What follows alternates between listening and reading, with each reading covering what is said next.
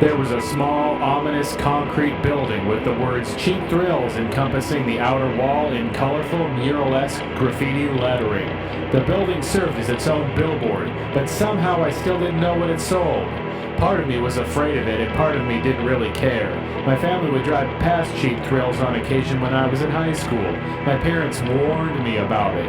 Eventually, I found out what it was. It was the local pit of youth freedom, where the big kids would go to get away with things, to indulge the chaos of defiance, confusion, creative expression, activism, and transformation of identity. It symbolized our experience with life, music, and meaning.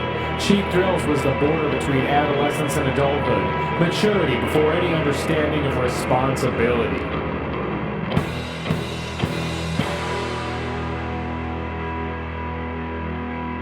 I believe there are two distinct freedoms, youth freedom and adult freedom. We exchange one for the other. Places like Cheap Thrills are where those trades take place, and they are all over the world. I've known a lot of people, and I can't introduce everyone at once, so today I'm only going to focus on a few. This is a partial story of the punks as I've known them. And so I will explain my perspective of Andrew Berg. He was a bit of a hero to me, so I'll say what shaped my perspective as well as what I've learned and concluded.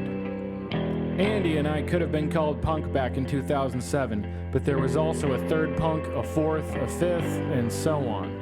This is also a story about punk music and a discussion of defiance, both necessary and unfathomable. I became fanatically motivated by music around age 14. Like many young people, songs and albums were my primary escape. The bands I loved shaped my reality. I started playing the drums and wanted nothing more than to be in a band. Like many drummers, I was also a songwriter, so I needed to find a frontman. I grew up in a very small town, however. My graduating class was only about 70 students. Despite the small class size, I did find one competent songwriter to collaborate with. We even had similar taste in music. I eventually learned guitar, but lacked the confidence to attempt vocals early on. I collaborated a lot with my friend and his brother. Their whole family played a big part in my musical journey. We had a lot of fun and made some recordings that I'm still proud of 15 years or more later. We graduated high school. We drifted apart and our tastes changed. Most of my friends and I moved to what I thought was the big city. I was into heavy, aggressive, political punk and DIY music. I was devouring new albums, dozens per week. I became skilled at downloading and sharing new music. I lived in an apartment with some of my closest friends. We were young and free. There was a kind of degenerate hangout destination where I met 3 different punks on 3 different days. We talked music. One was into Social Distortion, one Dillinger 4, and one Chumbawamba. I already knew all about Social Distortion. I was a big fan, but I quickly learned about all sorts of new music. The 3 punks were all in bands. This was exciting for me because I'd never talked to anyone in a real DIY band. By comparison, I was from the woods. I had only read about DIY on the internet. It may sound strange, but I had never really encountered small-time rock bands or local musicians before this. At first, I had deified these 3 dudes, but soon they became just my regular friends. One of the punks was named Andrew Berg. We called him Andy. Andy was a frontman. I heard his music on a CDR before I met him in person, so when I did meet him, I was awestruck. He sang and played the guitar. He had a real Gibson Les Paul, black in color. He even let me play it, being the first Gibson owner to afford me that privilege. I found out that Andy's band was breaking up, but I still had a chance to see them at a real punk venue. I didn't go because I was too shy. The show would be held at that small, ominous, unkempt building with the words Cheap Thrills encompassing the outer wall, painted in those colorful but haunting graffiti letters. Again, the building served as its own billboard, and I didn't know what it sold. Looking back, it's obvious. The articulately titled venue sold exactly what it advertised, like a restaurant named Cheeseburgers. Cheap Thrills was a place of youth, defiance, and everything I said before. It bewildered me. I remembered my parents commenting when we drove past those years before, how they had disapproved of it, and rightfully so. It was menacing, chaotic, and mysterious, and this had been my opportunity to go there. I didn't go to that show, and I missed my last opportunities to visit Cheap Thrills before they closed. Perhaps I was afraid I wouldn't belong. I would have one more opportunity to hear Andy's band, however.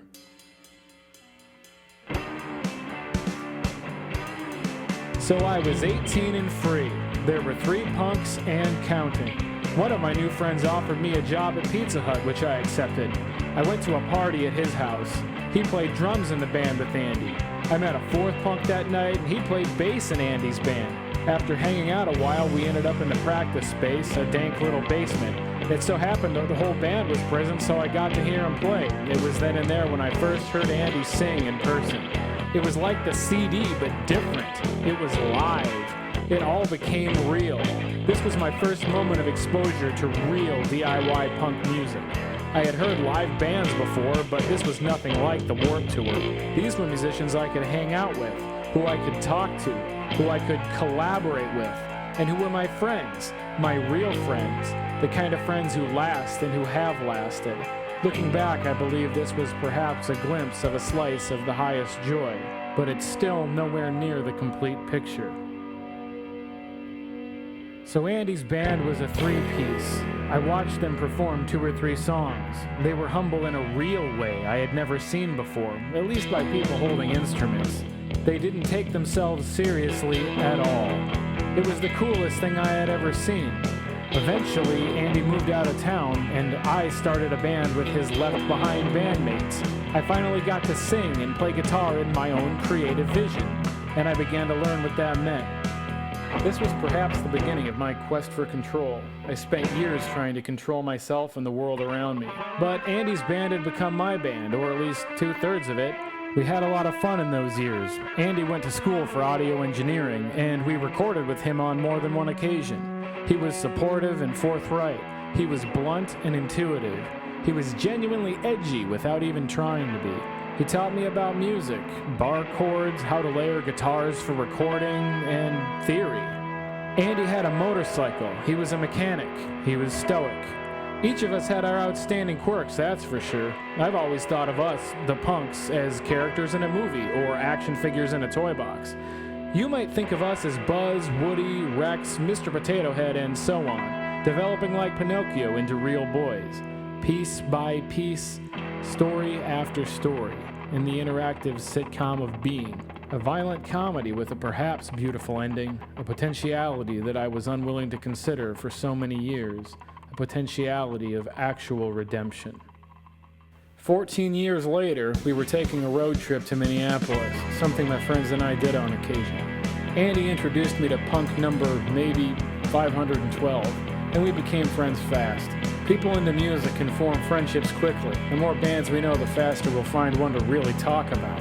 The 3 of us piled into Andy's red pickup truck, and it was almost like youth freedom again. We all had our own brand of cigarettes. I sat in the back seat, but talked a lot.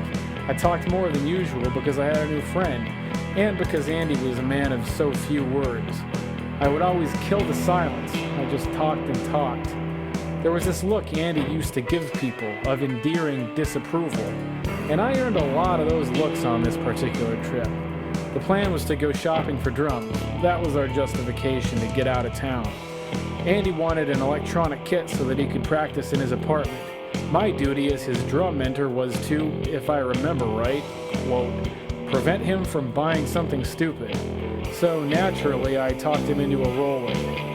We also went record shopping at Extreme Noise. We ate at Popeyes. We stayed at a hotel.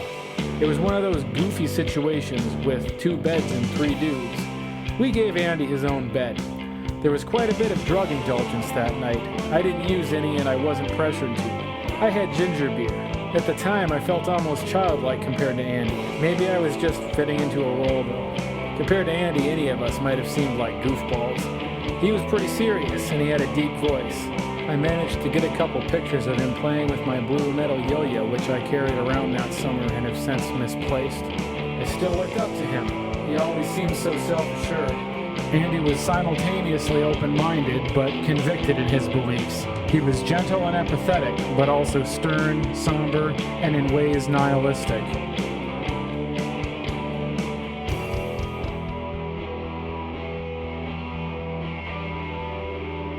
A year passed and I spent most of it working in a metal parts factory. There were no summer trips and few hangouts. There were decent wages at this point with the labor shortage, and I was determined to make money for once in my life. I hadn't used alcohol in a few years, but this is where I reached that place we call rock bottom. It was Christmas. Andy had taken his life a month earlier, but I had only recently found out. I was working 12-hour days from 5 a.m. to 5 p.m. Between the long work hours and the brief sunlight hours of Minnesota winter, I was literally living in darkness, with a half-hour commute through the cold each way. My rock bottom was a long story which I won't dwell on today. I made the decision to surrender both my life and my demand for control. Things got better for me when I approached recovery with willingness and an open mind, meaning I took the necessary steps for alcoholic recovery. I came to new thinking and developed my understanding over the following months. I will spend the rest of my life developing said understanding. One thing I have learned is that Andy didn't take his life because any of us screwed up. None of us are so powerful as to single-handedly lay out the tapestry of circumstance which provokes such a conclusion. I have slowly and powerfully learned that I do not control the behavior of others at all. I work on behalf of comprehension, especially for serenity. I have no demands or expectations for control. I don't demand hold of the metaphorical steering wheel. In fact, I don't even ride in the metaphorical front seat. Instead, I accept the grace of what intuition I am afforded by powers greater than my own. I no longer demand explanation or absolute facts or absolute evidence or even resolution. But I do believe in redemption first and foremost. I believe in redemption before I even wake up in the morning. I believe in the concept of embodiment, and that we may embody characteristics of both the living and the lost.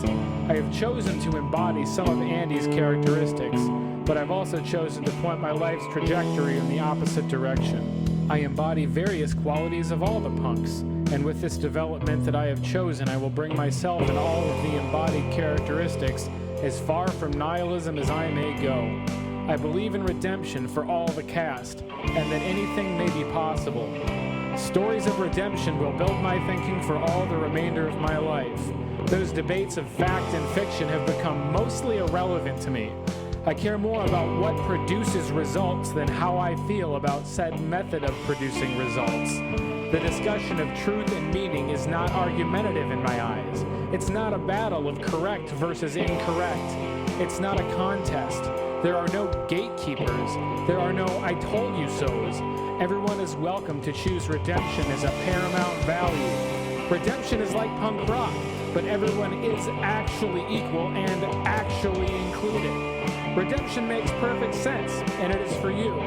But it's a journey of our own understanding and our own willingness to consider our limitations and confront our fears, our annoyances, and our closed-mindedness.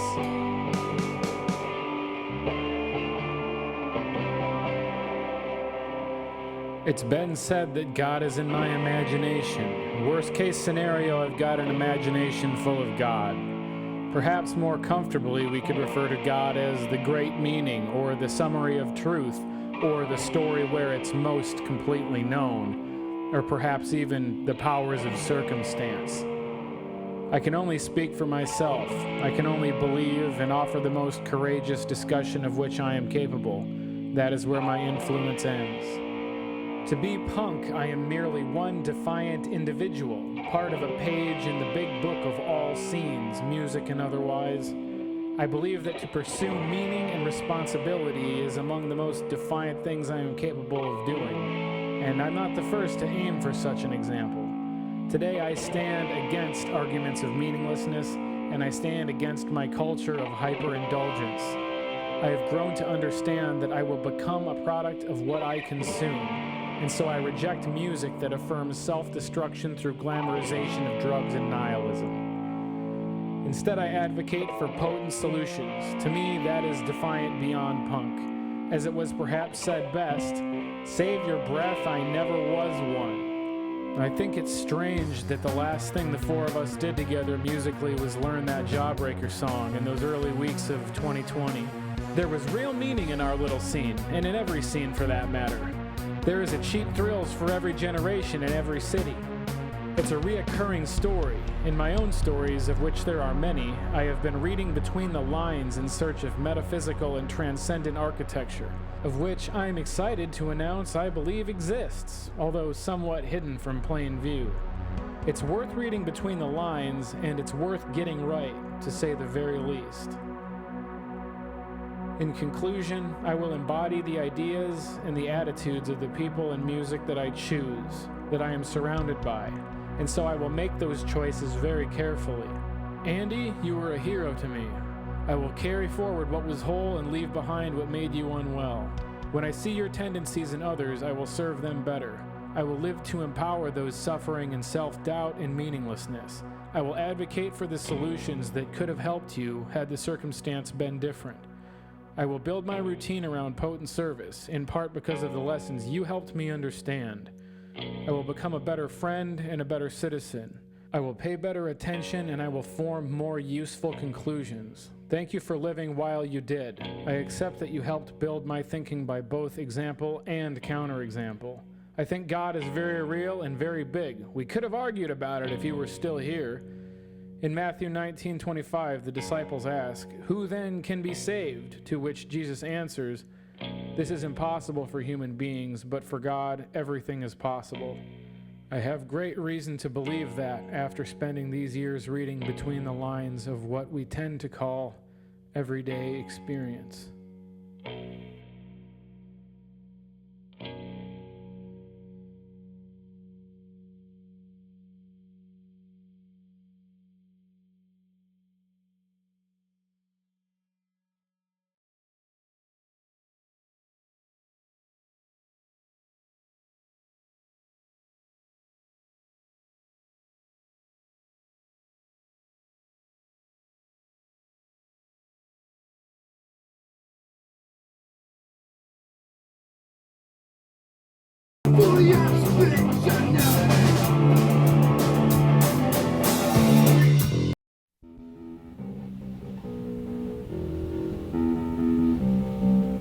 Let's just skip the intro. Just count it down.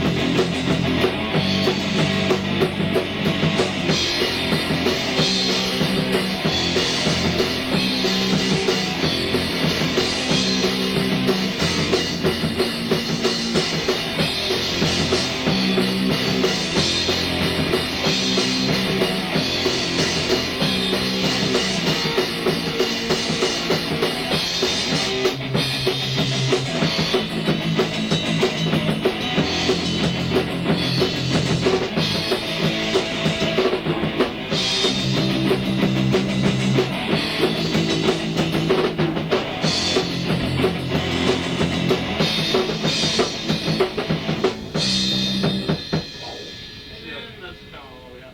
Yeah.